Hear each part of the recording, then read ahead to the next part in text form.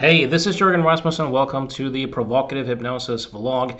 This episode is about indirect cocaine therapy, alcohol addiction, and looking at addictions from a psychological illusion model perspective. So, I want to start off by sharing a case story from my practice.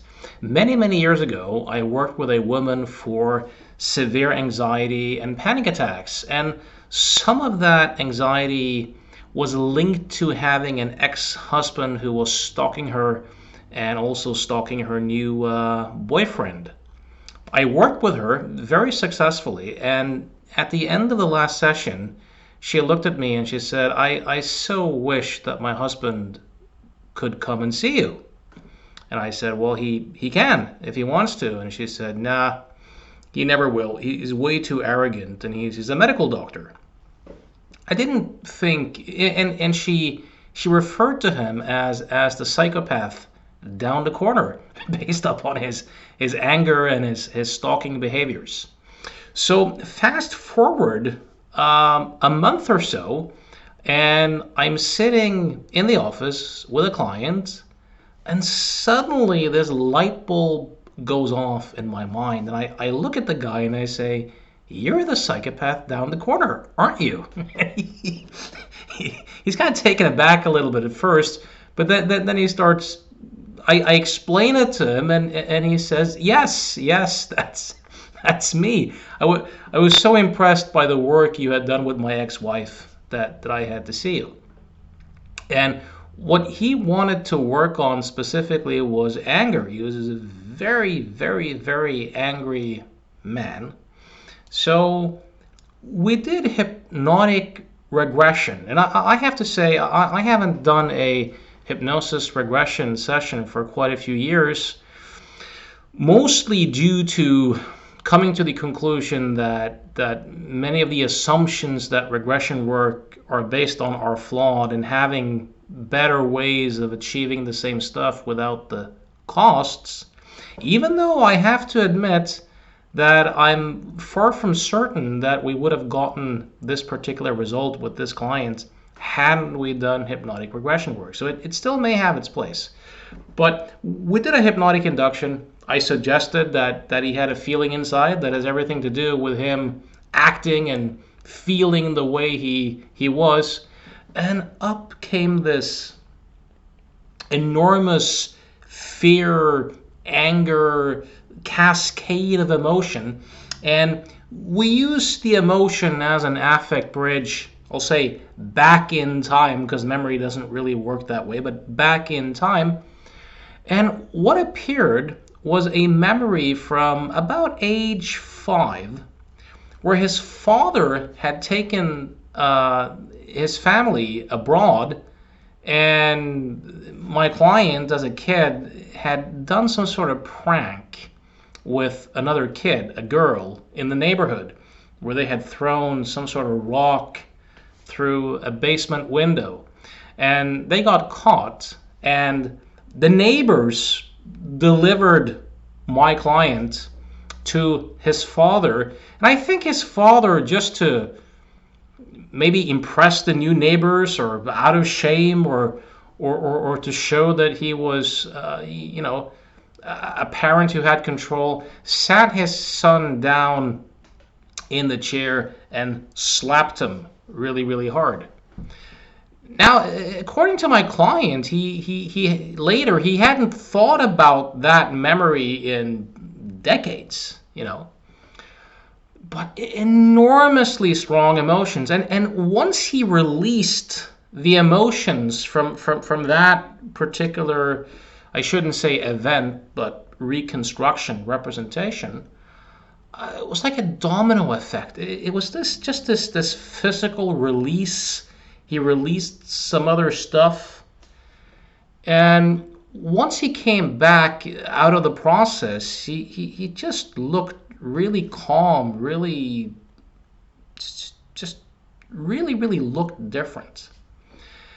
And he got out into his car, drove home to the city that he lives in, and He later said that for the first time in my life, I felt like a man behind the wheel of a car. So even if he was an adult and big and well trained, stuff like that, it always felt like a boy. He said for the first time I felt like a man behind the wheel of a car, and he was just giggling and laughing and crying the entire car ride home. And he called his ex-wife, and he said, can I meet you and your boyfriend? And she was like, oh my God, are you finally gonna kill us? And he was like, no, that's the last.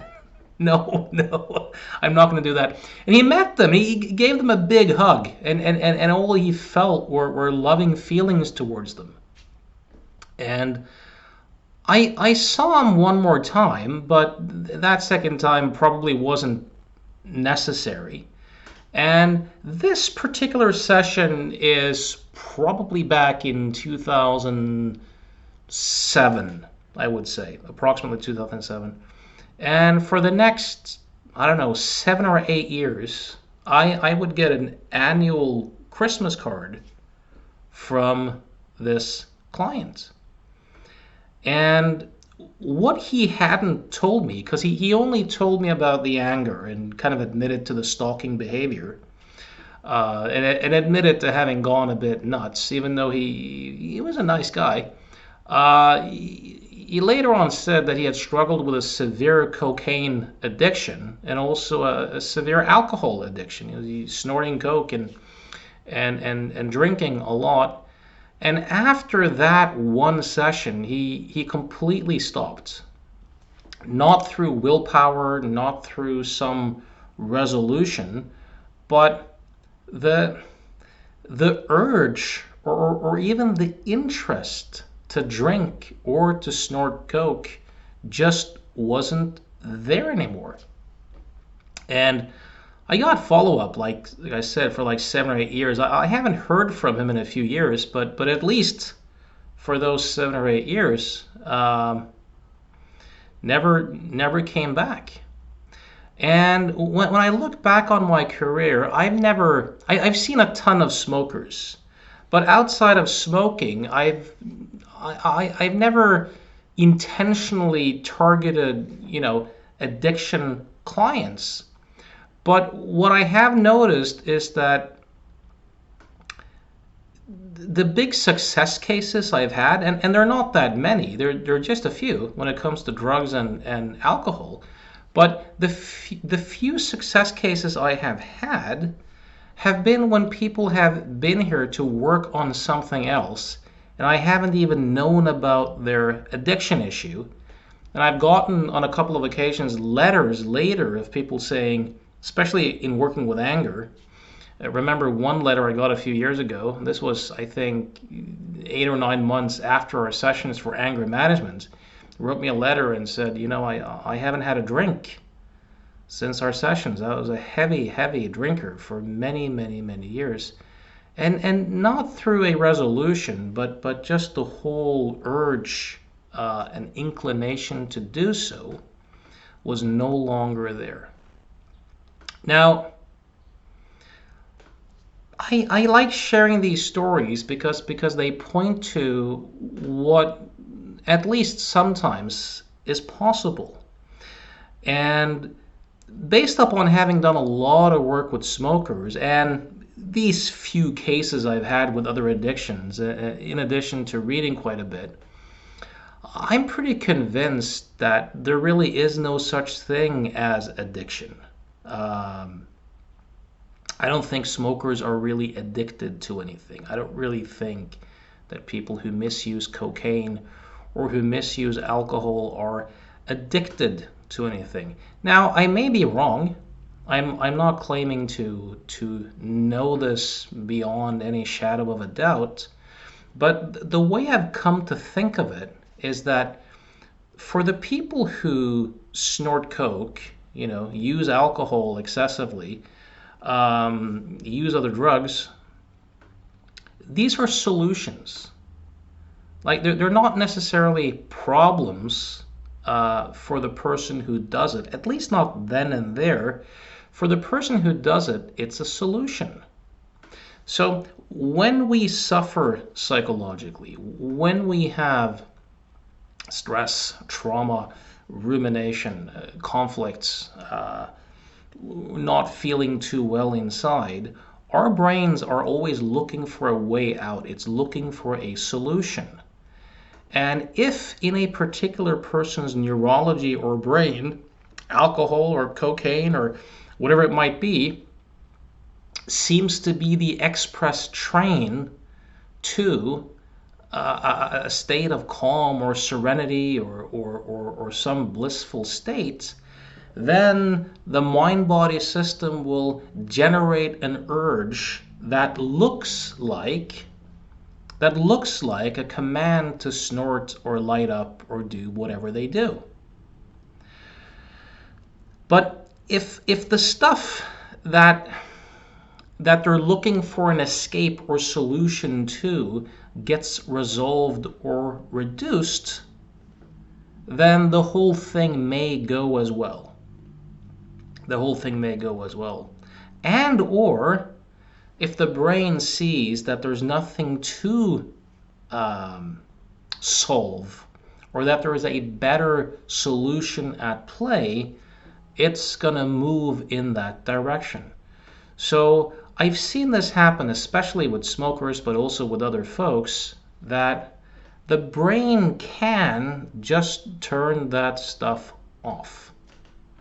The brain can just turn that stuff off. In our culture, we have, in my opinion, way too heavily focused on the idea of addiction and the drugs and the alcohol and the cigarettes in and of themselves, as if they have a special power to make us consume them. And this, of course, is an illusion. So I'll give an example of this. Back in the Vietnam War, a very solid chunk of American soldiers were using heroin. I think they were talking about 70% of them or something were using heroin on a regular basis. And the American government was really, really concerned that when the soldiers came back home, you just have a shitload of people who were addicted to heroin, and that you would need all these treatment programs. But what happened was that I think somewhere around 85 to 90% of them just stopped once they got back to the US. Not through a particular treatment program, but they just stopped. Because their identities changed, their environment changed. It didn't look as if they needed that particular solution anymore. And then you could make the argument that the 10% or whatever it was who kept doing it probably either really, really liked the feeling they got from it, or liked the activity, or were psychologically still stuck in the war zone, so to speak. So ultimately, at the end of the day, what I think addictions come down to is, how do you actually relate to your own thoughts and your own feelings? How do you relate to your own internal experience? If you have an unskillful way of relating to that, and you've had some experience that a drug can contribute to alter your state, then your brain will light up, giving the illusion that there's an addiction at play that needs to be worked through. Now here's the irony. The feeling, so for example, when I work with smokers and they're in my office, they might say, look, I have this urge in my body, this craving for a cigarette. And I might ask them, does it seem as if the feeling sensations in your body are telling you to light up? And they usually say yes. So what I have them do is I have them, instead of escaping the sensations, I have them really go into the sensations and really feel them and really observe with precision where in the body they feel the tightening and the movement and how it spreads and how far to the left and how far to the right, and every 15 or 20 seconds or so, I have them say the word stable if everything is stable, or changing if something's changing. And what happens for most of the people who do this is that they discover that by relating to their experience in a concentrated way without fighting it with a lot of sensory clarity, the feeling has a tendency to undo itself. And when the feeling undoes itself, they have a tendency to bathe in the exact calm, in the exact peace of mind that they thought that the feeling was telling them to smoke a cigarette to get to. So just learning to sit with one's own experience in a different way and letting the feeling undo on its own, it's just a sign of stress. People have a tendency to end up with the exact peace of mind and the exact calm that they thought that the cigarette would provide, and that they thought that the cigarette was telling them to light up. And the more deeply a person can see that, the more they can see that these are just body sensations. These are just body sensations. The interpretation that they tell us that we need a particular substance or need a particular drug is an illusion. And it is possible with some training to teach oneself to see through that particular illusion. It's also possible to practice resting as the awareness that inherently is peaceful and restful. It's possible to practice resting as consciousness, as awareness itself, so that one has access to the peace of mind, the calm, and the clarity that it looks as if the drugs might provide, and that it might look as if the feelings, if not investigated, are telling us mean, snort, drink, or light up. So I hope this particular case story was useful. I hope this might spark some ideas for you as a person or for you as an agent of change if you're involved in change work. If this information resonates and you'd like to see me as a client, know that I do Skype sessions with clients all over the world. You can reach me at provocativehypnosis.com. I also do a lot of mentoring. You can also find out about that at provocativehypnosis.com. If you have any comments or questions based upon this video, feel free to just write it down wherever you find this video, on social media or on the Provocative Hypnosis YouTube channel. So till next time, may the peace and clarity be with you.